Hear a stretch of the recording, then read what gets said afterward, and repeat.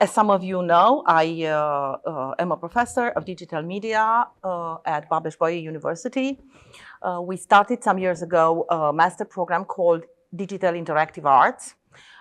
It was a premiere at that time in the country, and I had no idea what a fertile ground for exploration and what a playground for my last years as a professor that's going to be. As I have some very bright students, and also some of them are pursuing a Ph.D. thesis, and I find myself into areas that my expertise would not have taken me. But that's the privilege of being a professor and working with students who are passionate about what they are doing, because they are going in all the corners of these new technologies, and they inspire me as well. So don't think that I am a specialist in AI, because I'm not. Do not think that I am an artist that creates art with AI, because I am not. I am the kind of doctor, Ph.D. doctor, that doesn't do you any good. And just as the saying goes, those who can do, those who can't teach. And I love this position. I can always get away with almost anything from this position. But I hope I can inspire you and stimulate a little bit of thought. The good thing about being in academia is that you are exposed to all kinds of ideas, and you have the privilege of building frameworks to understand and to look at reality and to give new insights. So this is what I hope to be able to bring to you. So the focus of this presentation today is an exploration into how AI can help in or influence, in which way artificial intelligence is influencing, changing, provoking, or not doing anything to art, and obviously doing that from a Christian worldview. So when you want to think about the Christian worldview, you come to thinking about the fact that we are created in God's image. One thing that artificial intelligence did, and I think it's a good thing, it provoked us to go back and revisit certain concepts that have to do of who we are, how we were created, what makes us tick, what differentiates us from other beings in the universe. And obviously, we all here agree that we are created in the image of God. What we would call in Latin, imago Dei. Thankfully, yesterday I had a somewhat similar presentation, and graciously I was corrected by one of the members that it's not imago homini, which would be the image of man, but imago hominis. It's the correct Latin word, so here I'm standing in you corrected. Because just as God created us, people create technologies. God created us in his image, and people create technologies in man's image. We always take parts of our bodies, functions, and we try to enhance them, replicate them with technologies of all kinds. So I like to look at AI as this shift from imago Dei to imago hominis. At the same time, because we already had a talk with Andrew Finberg that covered a lot of imago Dei, and also graciously we had the previous presentation about the soul and how this is related to how we are created, the soul being the only missing part from what artificial intelligence can do. I will go very fast over the next two slides and maybe leave more space at the end to play a little bit with some tools if you want. So I would have normally gone in more details about what are the elements that are created in the image of God, some that have to do with reason, with creativity, with a sense of morals, and all the other things. But I won't go into detail because we already did that, and we did it wonderfully with much better qualified people. But just about imago hominis, I'm starting with a quote by Marshall McLuhan, who is one of the theorists who came up with this theory about technology as being an extension of the body. He's the first one that said every technology is an extension of a body part or of a body function or of a body system. Oh yeah. And in the mechanical age, most technologies were extensions of body parts. We had machines that took us further than our feet. We had machines that helped us to see further, like telescopes, than our eyes. We invented machines to help us hear from further distance than our ears. So in mechanical age, mostly our body parts were enhanced. Then with the electricity, Marshall McLuhan said, it's like if we copied the circulatory system, because the electricity is taking energy from one place to another in a network very similar to how the circulatory system is working. And in this quote, he takes it to the next step and says, the computer, and here I make a parenthesis, he was writing this in 1965. So he was really a visionary. He wasn't accepted at that time. If you were a PhD student and quoted him, you would have had a big problem. Only in the 80s, we started to revisit his theory and say, wow, actually, this guy really was a visionary. But he was talking about the computer as being the extension of the nervous system. And the nervous system goes to the brain, to the consciousness, and somehow he's saying in 65, we are approaching the final phase of human extension, where the technological simulation of consciousness, when the creative process will be collectively and corporately extended to the entire human society, just as we have already extended our senses and nerves through various media. So we see that this has happened, and we are now more global, more extended, more connected than anyone at any moment. And there is a lot of talk regarding artificial intelligence that will lead to this consciousness where we are going to upload everything. Now, not being a neuroscientist, I would have not known how to address these questions, but I like John Lennox's approach. When he was asked about this thing with consciousness, he said, if only we knew what that is, probably AI could do it, but we don't know what it is. So he said, I'm eagerly expecting for people to discover and to unpack consciousness. And only then maybe we can discuss about the rest. So not going too much into that, just to give you a general idea that actually just as we are created in God's image, technologies are created in our image. This shows you how unlike God we are, because he created us from nothing, but we can only create from the model that he has made. But artificial intelligence is defined as a technology capable of performing tasks that were once possible only for humans. So again, the basic definition is a system, a technology that can perform tasks that before only humans could perform, okay? Now, I don't have the image, but I'm sure you know the painting in which an elephant is painting.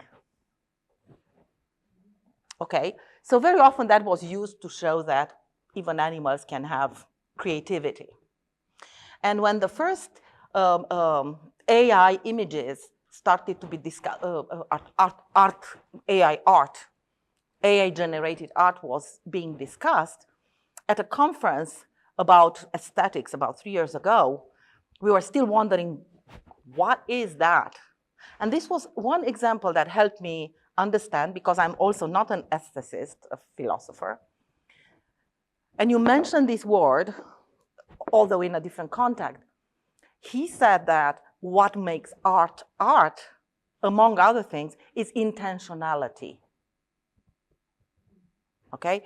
So if something gets produced, but it was not intended as to be art, it's not art.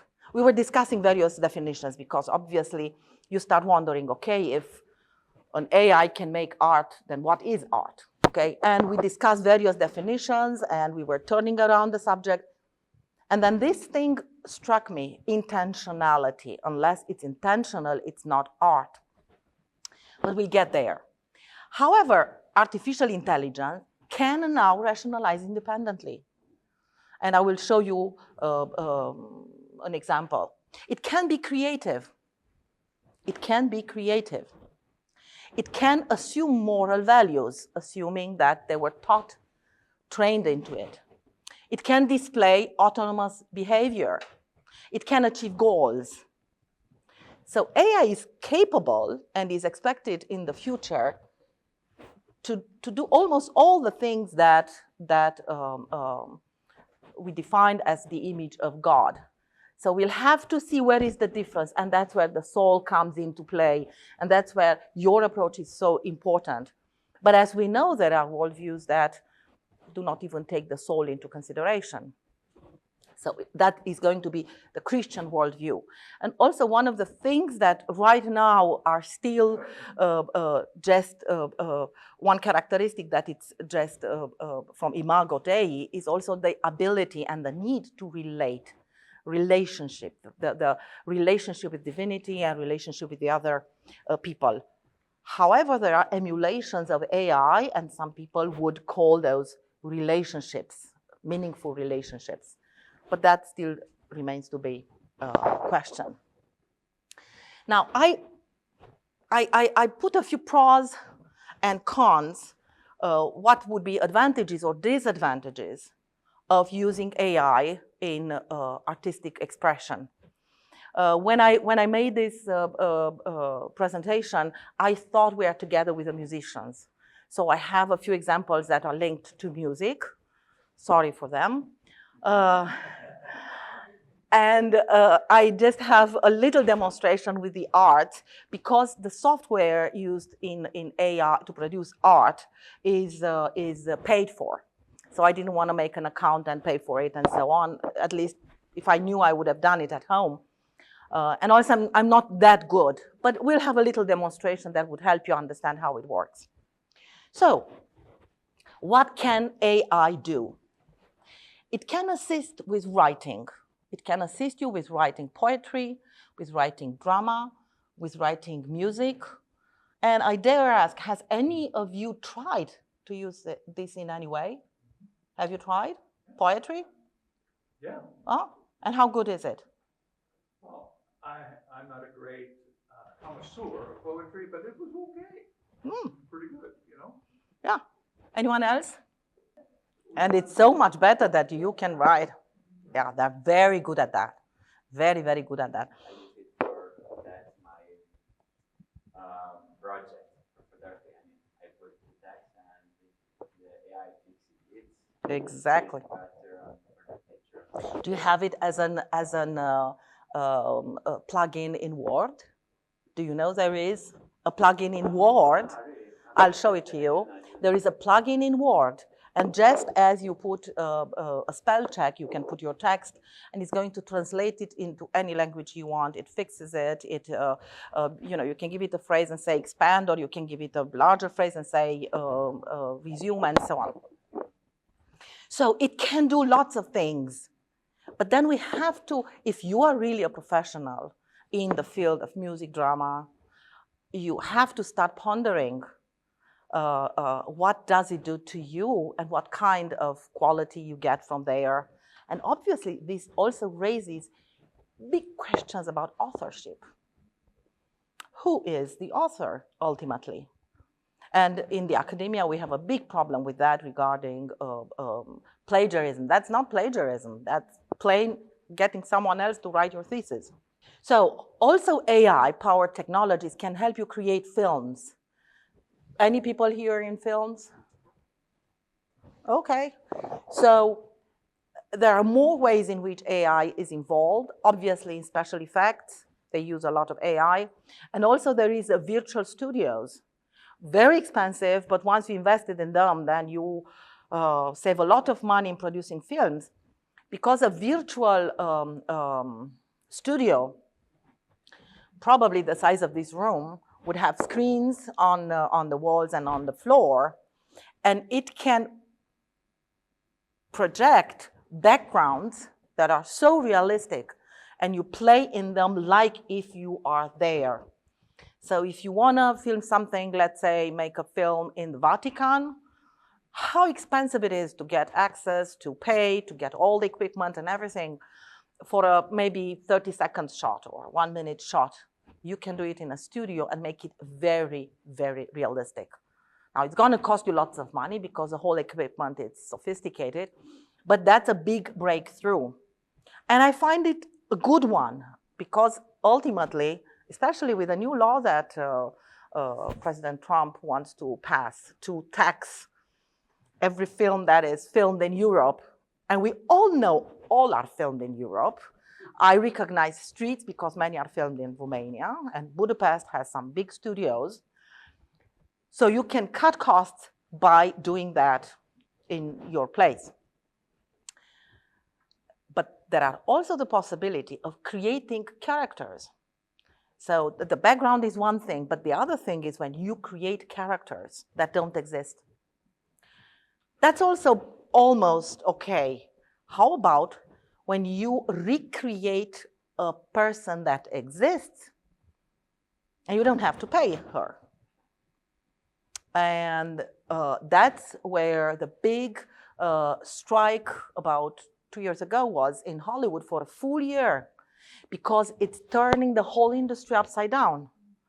And it was not only about actors, but also script plays, because you can also write scripts, very good. Also directors and everything, because everything can be done that way. Now, the problem is they need to train AI, teaching it, giving it images. And so far, that was done without the consent of the people involved. And then you had personal, I think Gwyneth Paltrow had a lawsuit, and other actors whose voices or bodies, Scarlett Johansson, I think her body was used. And the fact that you use somebody's body but not the head or the other way around doesn't matter. It is a problem of altering the image. Another way of doing it is you take all the films of a dead actor, and after he died, forever and ever and ever, you can create films with that actor. And that is, again, a breach of the personhood, the right to have a control of your image, and even they speak about the right to be forgotten. The right. Who? Okay, but that's just because there was some scenes that they couldn't do before she died. That's another way of using it. And let's say you have a movie, you did 90% of it, you need 1 or 2 more scenes, you do that. I would find that acceptable, especially if the family accepts or whatever. Also, the first time they used AI, and at that time it was pretty crude, was with The Irishman, where Robert De Niro and Al Pacino were recreated as young. But you know, they are the actors and they got paid for it, and that's fine. I don't have a problem with that. So see where the technology can do very good things, but used unethically, at least by the ethics that we have right now, can go in very wrong directions. Then AI can help generate new forms of metafiction. And this is where I had a talk about how AI is taking fiction to a new level.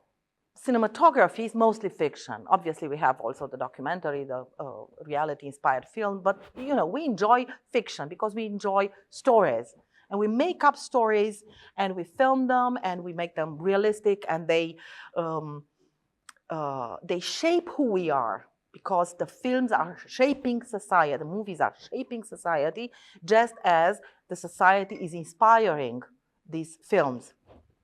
But when you create characters that don't exist and put them on top of, let's say, a science fiction or a story that doesn't exist, you create realities that do not exist. And this way you can get at the level of metafiction especially if the people do not know that those characters do not exist. And that creates, you can present things as if they are, but actually they are not. And that's how we got to a level where we call this era post-truth. The truth is not important anymore. There is a convention when you go to a cinema or to a theater. And the convention is that out there, something happens, that's a fiction. I'm going to take the story as a fiction. And that's the convention. If you do not have that convention and you take it as reality, just remember what was the name of that play that played in the 30s on the radio, with the invasion, War of the Worlds. That's what happens when you are presented with something false, as realistic as you think it's real. So we need that convention, that this is real, that's not real. This is real, that's not real. No matter how much it influences us, and we get to the point where we start to have things that are not real presented as if they are real. And here I was talking about cinema, but just think about all the fake news. Think about the problem now with sex, how they call it, not sexting. Yeah, the type of pornography where you take the head of a real person, of a woman, you put another body, and you make it fake, and you spread it out. And there are people, especially teenagers, who commit suicide because they do not have the possibility of going over what that does them socially. So this type of meta fiction and the possibility of emulating a reality that doesn't exist can be extremely harmful. There's one thing when you call something, that's fiction. That's not a real story. Or don't we have to have next to certain news to say, that's a pamphlet? I'm not really saying that. I'm making a metaphor. Do you not find that in our social media, people do not have metaphors anymore? They take everything at face value. I find it so often, and I find sometimes very educated people that I see on the feed come with comments that are so subtle that I tell them, don't do that because people will take it for real. Because we've lost the ability of looking at a metaphor as a metaphor, a comparison as a comparison. We've learned that in school, but now we tend to take everything as being real. And that's one of the problems, because with AI, they become real. And the post-truth era is defined as the times when it doesn't matter if it's true. People are not even interested if that thing is true or not. They would act on it anyway. And we saw this dramatically with the elections that happened in Romania. They say that the elections from Romania are going to be textbook case studies for years to come. We were a testing ground on how to spread fake news, how to flood the internet with fake news. We had something like 240,000 bots flooding the TikTok with news 48 hours before the elections. And a person that was credited with 1% ended up on first place with 20%. And then they discovered that behind it were foreign powers and the whole thing, So, and that, because we had to cancel the elections, discredited Romania. And it's very hard to come back out of that. And it was very hard to redo the elections because people are completely split. And those that see certain things are completely split from those that see something else. And the level of hate is at the point where this morning, Liv, you got a curse from another sculptor who cursed him, may you die. So I couldn't help but answer kindly, and other people answered, and I think that's good. But just as an example, when this kind of AI-produced artifacts started to appear on the market, there was always surprise. And I'll give you here one example. This is an award-winning photography. And it is made by Boris Elgadson, who said that he entered many competitions of photography, and he never won anything. And then he made a fake photography. These women don't exist. And he won first prize as a photographer. So then he came out and he said, this is created with AI. Now that we know more, that was some years ago, but now that we know more, it would be very simple to see, and if you want, we can look at some examples how to make the difference. But if you look at the hands, these are not real hands, and they are in very odd positions.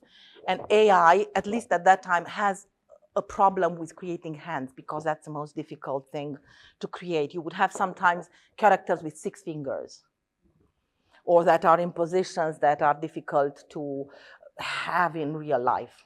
But anyway, he was able to win a photography competition with this kind of picture. And then I showed you before this picture that won a competition for painting. It was generated by Midjourney by Jason Allen. I think it's an absolutely beautiful picture.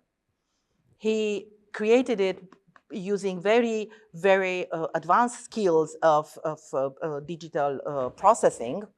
And he mentioned that it is created with AI, because when it was finished, he printed on canvas. So it looked very realistic. Still, he won first prize in a painting fair exhibition. And that sparked a lot of interest and discussions, and even the conference that we had at my university, and there were art critics and art historians talking about and trying to debate, okay, what is this AI, and who is actually the author? We really asked that question. Now I look back and I smile at it because it seems obvious. AI is a tool, just like a paintbrush, just like a sizzle. And information is just like if you had canvas or clay or any other medium. It's just different from this perspective. And now it's the part with music. You can do that with, because AI, you should know, functions like this. You feed a computer that has this algorithm with a lot of information, or better said, you give it access to a large database of information, and it has the possibility, if prompted, usually by a text, and that's the brilliant thing, usually prompted by a text, you have the possibility of having the system find out the most appreciated, commonly used, we would say commercial, element that would make that painting successful in a specific style. Because when the system is fed, they would say, this is Dutch art, this is Impressionism, this is pop art, this is... So you say what style you want, and it will create your work based on that style. Now, what they do with art, you know, artists, they look and they can comment. This one is good, but not all of them. I played a little bit with it. But in music, it's mind-blowing. Now, what I'm going to show you is a song produced this morning when I said, give me a song about exploring the intersection of AI and art. And just listen to it. You have the words. Canvas blank, a world to see. Can you hear? Infinite dreams and possibility. A spark ignites, a light divine. human hands encoded line. Hallelujah for the mind so bright, guided by faith it finds the light. Machines may draw, but hearts can fight. God's creation stands side by side. Brushes move and visions blend. A work of art, no start, no end. The whispers hum in rhythmic streams, yet soul remains the heart of dreams. We'll get back to it. But that's just one version. I have about 4 versions to choose from. Yes, because I told it to do it from a Christian perspective in a gospel style. Okay? So I gave the title of the talk, Gospel Style Christian Perspective. Good. Then we'll get back to that. And actually I made an ending that is very interesting. So I read an interesting article maybe a few months ago trying to answer the question, can AI lead somebody to Christ? oh, it can. That's just interesting to... It can. And I'm going to show you how to talk, how smart it is when you talk to AI. It's mind-blowing. It's mind-blowing. And actually, I had a conversation this morning, and it's there, and I'm going to show it to you. I'll show you what I did, because I think it's more interesting, that part, than to do the theory of it. So, impact of AI on traditional art forms and practices. What AI does, it brings new forms of expression, and it does it in at least 2 ways if I were to reduce it. One way is that it can assist the creative process, and that's what I will demonstrate for you, how it can assist you in your creative process. But it also changes the landscape of art by bringing new art genres, new forms of expression, like the painting that you saw before, that probably an artist would have a hard time producing something like that. And what I find fascinating is that usually artists, and I'm not an artist, but just... Now you are. I see somehow the process, and the artist tends to have an image somehow in his head, and then finds means of expression based on their own style and their own tools to transform that image and bring it into the real life. So from the head to bring it into the real life, and then it gives a title. Am I right? Then puts it into words. Am I right? Usually you put the title at the end. I don't want to offend you, but I kind of simplified the process. AI does just the opposite. You start with words, with concepts, because that's how you talk to the system. And the system is going to pick up from the database based on the style you ask and how good you are at creating the prompt, to create an image that brings to you, that you can work with. And we'll see how that works. And it is a challenge, because when photography was invented in the 19th century, it was rejected as being art. But what photography did, it changed the definition of art. And now we have many more forms of artistic expression, and that's what AI is going to do, is doing already. I mean, I wasn't an art theorist, but I started to look, and I have a full course on definitions of art. And we look, I start my digital interactive course spending at least 2 or 3 weeks with the students who come from art schools to talk about what is art. And they're like, I was for 4 years in an art school, and we never discussed it, we never questioned art. But there are many, many approaches to look at art, and technology is bringing new ones. And unless you are open to new definitions, you're going to reject it and say, no, that's not art. I said, give me an ending that sounds like a hymn and that it's inspiring and it's just a chorus. So that's what it gave me.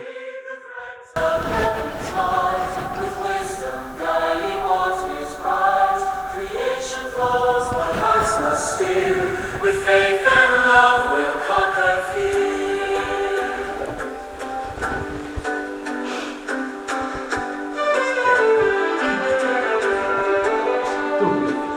Weave the threads of heaven's light, with wisdom guiding what is right. Creation flows, but hearts must steer. With faith and love we'll conquer fear.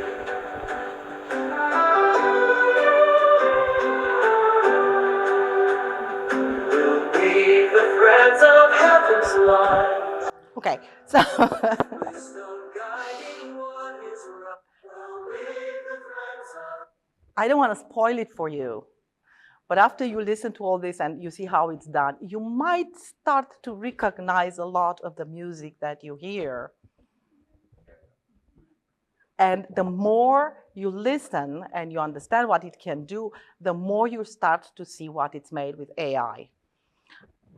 You know, my son developed a taste for specialty coffee, and he's buying the best tools, and he has the best coffee machines, and he only drinks specialty coffee. And it got him to the point where he cannot drink a coffee outside of his house because no coffee is good enough. And he said, I was for a week in Italy dying for a good coffee, but he couldn't find it because he refined his palate to the highest levels. Once you start to recognize this, you are going to start to recognize sermons as being made with AIs or presentations made with AI. So beware of what you're doing.